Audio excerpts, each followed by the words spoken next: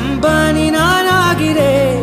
இந்த இன்ப மகாராஜ பெற்ற புது ரோஜ எலிசபெத் ராணியின் பேத்தியே. தாயே தாயே மகளன வந்தா